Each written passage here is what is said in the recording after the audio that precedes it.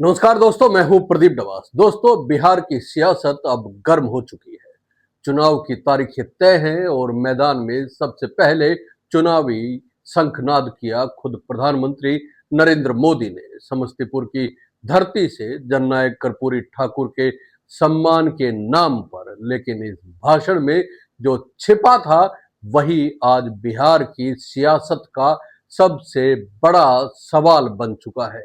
मोदी बोले, नीतीश के सुशासन की कहानी सुनाई, लेकिन एक भी बार ये नहीं कहा कि नीतीश कुमार ही अगले मुख्यमंत्री होंगे। अब सवाल उठता है, क्या नीतीश का पन्ना बीजेपी ने धीरे धीरे बंद करना शुरू कर दिया है? क्या अमित शाह के अगला सीएम विधायक तय करेंगे वाले बयान का मतलब यही है कि अब नीतीश कुमार बीजेपी के लिए सिर्फ एक फेस ऑफ पास्ट बन चुके हैं? दोस्तों, बिहार की जनता ये पूछ रही है, अगर एनडीए जीत गया तो चेहरा कौन होगा? क्या बीजेपी अब नीतीश को गाइडेड रिटायरमेंट की ओर भेजना चाहती है, या फिर ये सब उस पॉलिटिकल थ्रिलर का हिस्सा है जो हर चुनाव से ठीक पहले बिहार में शुरू हो जाती है? प्रधानमंत्री नरेंद्र मोदी ने अपने समस्तीपुर के भाषण में कहा कि 2005 में बिहार को जंगल राज से मुक्ति मिली और नीतीश जी का सुशासन शुरू हुआ, लेकिन यहीं पर उन्होंने लाइन भी खींच दी। उन्होंने नीतीश का नाम अतीत में लिया। भविष्य की बात आते ही मोदी ने कहा, एनडीए की सरकार आएगी। इसे आप भी अंडरलाइन कीजिए दोस्तों। उन्होंने कहा कि एनडीए की सरकार आएगी, विकास की सरकार आएगी, पर यह नहीं कहा कि नीतीश कुमार की सरकार आएगी। अब आप सोचिए दोस्तों, क्या यह सहयोग है या रणनीति? क्योंकि अमित शाह ने भी यही कहा था कि सीएम एनडीए तय करेगा या सबसे बड़ी पार्टी के विधायक, यानी कि बीजेपी ने नीतीश का नाम फिर हवा में टांग दिया है। वोट लीजिए सुशासन के नाम पे, लेकिन कुर्सी किसकी होगी ये बाद में देखा जाएगा। अब आइए मोदी जी के भाषण पर। उन्होंने समस्तीपुर की रैली में कर्पूरी ठाकुर का नाम बार बार लिया, जननायक का सम्मान किया और महागठबंधन पर हमला करते हुए कहा कि महागठबंधन ने जननायक की उपाधि की चोरी की है। लेकिन मोदी जी, सवाल ये उठता है, आप बिहार की भावना से खेल रहे हैं या उसका इस्तेमाल कर रहे हैं?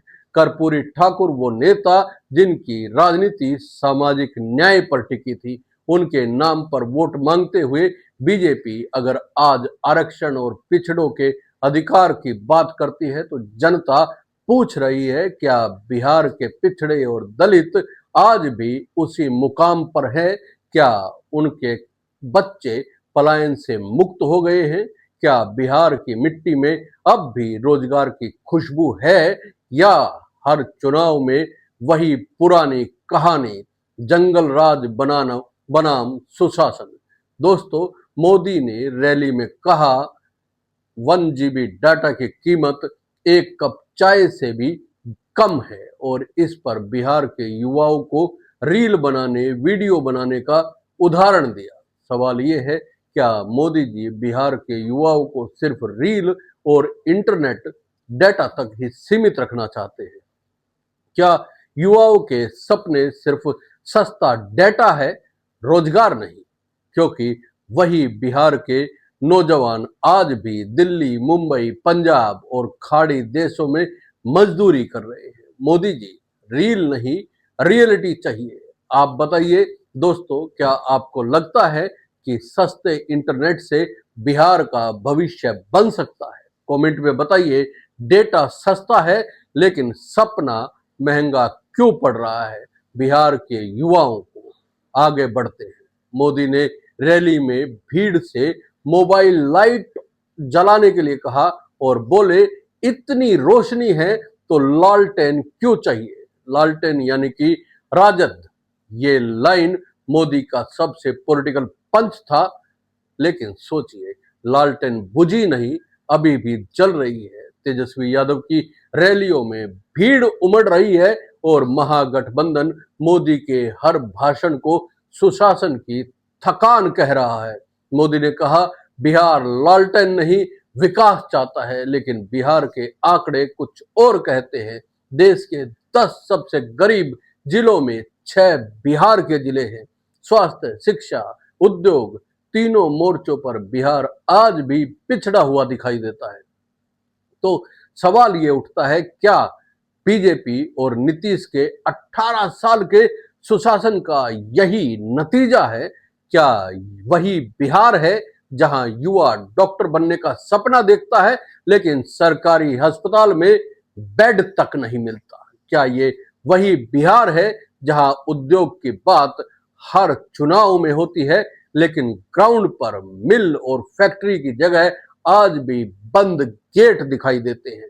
क्या यह वही मुद्दा तेजस्वी यादव ने नहीं उठाया है? दरभंगा रैली में उन्होंने कहा, अगर हमारी सरकार बनी तो 20 महीने में रयम चीनी मिल को चालू कर देंगे।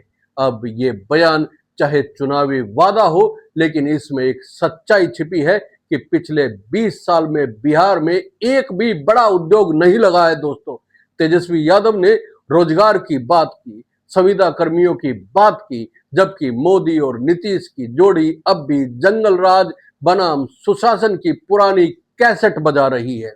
अब आप बताइए दोस्तों, क्या बिहार को अब भूतकाल की बहस चाहिए या भविष्य की योजना? क्या बिहार को फिर लालटेन बनाम कमल की राजनीति चाहिए या अब रोजगार बनाम पलायन की नई जंग बिहार को चाहिए? इसी बीच अमित शाह का बयान भी गूंजा। सिवान और बक्सर में उन्होंने कहा, लालू ने शहाबुद्दीन के बेटे को टिकट दिया, बिहार को फिर से जंगल राज में ले जाना चाहते हैं। शाह ने कहा, एनडीए सरकार लाओ, घुसपैठियों को चुन चुन कर बाहर करेंगे। लेकिन बिहार के लोग कह रहे हैं, घुसपैठिए नहीं, बेरोजगारी को चुन चुन कर बाहर कीजिए, क्योंकि बेरोजगारी इतना बड़ा मुद्दा और पलायन इतना बड़ा मुद्दा इस चुनाव में बनता जा रहा है कि नेताओं को जवाब देते बन नहीं रहा है, क्योंकि यहां सबसे बड़ा आतंक है पलायन का आतंक। अब आइए कांग्रेस पे दोस्तों, मोदी ने कांग्रेस के पूर्व अध्यक्ष सीताराम केसरी का भी मुद्दा उठाया। उन्होंने कहा कि केसरी को बाथरूम में बंद करके सड़क पर फेंक दिया गया। यह एक भावनात्मक और ऐतिहासिक हमला था कांग्रेस पे। लेकिन सवाल यह है, क्या 25 साल पुरानी या 30 साल पुरानी घटना बिहार के वर्तमान मुद्दों पर कोई असर डालेगी? क्या बेरोजगार नौजवानों को फर्क पड़ता है कि केसरी के साथ क्या हुआ था, जब आज उनका खुद का भविष्य केसरी रंग का हो चुका है, यानी कि बलिदान हुआ? मीसा भारती ने मोदी पर पलटवार किया। मोदी सिर्फ हमारे परिवार पर बोलते हैं, बिहार के विकास पे नहीं। ये मीसा भारती का आरोप है। और उन्होंने कहा कि कहीं ना कहीं उनकी बात में सच्चाई भी है, क्योंकि मोदी का भाषण विकास के आंकड़ों से ज्यादा राजनीतिक शब्द जाल से भरा हुआ था। उन्होंने कहा, मुफ्त इलाज, मुफ्त बिजली, मुफ्त अनाज, लेकिन जनता पूछ रही है, कब तक मुफ्त में भरोसा दिलाया जाएगा? कब तक चुनाव का घोषणा पत्र फ्री की पॉलिसी पर टिका रहेगा? कब तक बिहार को आत्मनिर्भर कहकर निर्भर बनाए रखा जाएगा? प्रधानमंत्री मोदी ने कहा, सुशासन अब समृद्धि की ओर बढ़ रहा है। लेकिन दोस्तों, क्या आपने देखा, ये लाइन पिछले 10 साल से हर भाषण में गूंजती रही है। हर बार बिहार के लोगों को विकास का सपना दिखाया जाता रहा है, रोजगार का युवाओं को सपना दिखाया जाता रहा है, और स्वास्थ्य सेवाएं और जाने कितनी सेवाओं का लोगों को सपना दिखाया जाता रहा है। कभी कहा अच्छे दिन आने वाले हैं, कभी कहा डबल इंजन सरकार से विकास होगा, अब कहा जा रहा है सुशासन से समृद्धि तक। लेकिन जमीन पर सवाल वही है, बेरोजगार कौन है, पलायन कौन रोक रहा है, उद्योग कौन ला रहा है? बिहार का युवा अब जानना चाहता है, क्या ये चुनाव फिर वही पुराना नारा लेकर आएगा या कोई नया सपना? क्या बिहार का भविष्य दिल्ली और मुंबई के मेट्रो स्टेशन पर मजदूरी करेगा या अपने गांव में उद्योग लगाएगा? दोस्तों, लोकतंत्र का महापर्व शुरू हो चुका है। हर पार्टी वोट की भीख मांग रही है, कोई विकास के नाम पर, कोई भावना के नाम पर, कोई कर्पूरी ठाकुर के सम्मान के नाम पर, तो कोई लालू के अन्याय के नाम पर। लेकिन असली सवाल अब भी वही का वही है, बिहार का भविष्य किसके नाम पर लिखा जाएगा? मोदी ने समस्तीपुर की रैली में कहा, नई रफ्तार से चलेगा बिहार जब फिर आएगी एनडीए सरकार। ये नारा कितना बढ़िया लगता है, एक बार फिर से सुनिए कि नई रफ्तार से चलेगा बिहार जब फिर आएगी एनडीए सरकार। लेकिन ये नारा है दोस्तों। विपक्ष पूछ रहा है, क्या 20 साल से जिस रफ्तार से चला वही रफ्तार अब विकास कहलाएगी? अगर 20 साल में बिहार आज भी शिक्षा, स्वास्थ्य और रोजगार में पिछड़ा है तो ये रफ्तार है या ठहराव? और यही सवाल आज हर बिहारी के मन में है। कर्पूरी ठाकुर को भारत रत्न देने का सम्मान जरूर मिला, लेकिन कर्पूरी ठाकुर का सपना वंचितों को वरीयता और गरीबों को प्राथमिकता, क्या वो सपना पूरा हुआ या फिर उनके नाम पर सिर्फ राजनीतिक नारे लगाए जाते रहेंगे और गूंजते रहेंगे? दोस्तों, बिहार की सियासत का ये दौर अब निर्णायक है। एक तरफ मोदी, शाह, नीतीश का गठबंधन है तो दूसरी तरफ तेजस्वी का और राहुल गांधी का गठबंधन है। लेकिन इस बार जनता का गठबंधन किसके साथ होगा, ये बेहद रोचक और बड़ा सवाल है। और तमाम पार्टियां सिर्फ जनता के गठबंधन को अपने हक में करने के लिए तमाम तिगड़मे लगा रही है।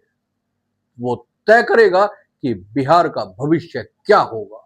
और हाँ, इस बार वोट सिर्फ जंगल राज बनाम सुशासन के लिए नहीं, बल्कि भविष्य बनाम बहाना के लिए है। क्योंकि बिहार को अब वादे नहीं, विजन चाहिए। एक ऐसा विजन जो बिहार को आगे लेके जाए और बिहार के लोगों का जीवन स्तर ऊंचा उठा सके। कर्पूरी ठाकुर की धरती को अब श्रद्धांजलि नहीं, संघर्ष की नई कहानी चाहिए। दोस्तों, क्या बिहार इस बार इतिहास बदलेगा? क्या नीतीश के बाद बीजेपी नया चेहरा लेके आएगी? क्या तेजस्वी यादव अपनी चुनावी रैलियों से अपनी चुनौती साबित कर पाएंगे? और क्या बिहार के नौजवान अपने हक का जवाब वोट से देंगे? कमेंट में अपनी राय जरूर लिखिए। और अगर आपको ये विश्लेषण, ये टिप्पणी पसंद आई है तो इस वीडियो को लाइक और शेयर जरूर कीजिए और चैनल को सब्सक्राइब करना ना भूलें दोस्तों, क्योंकि यहाँ हम सिर्फ खबर नहीं, सियासत का सच बताते हैं। जय हिंद, जय बिहार।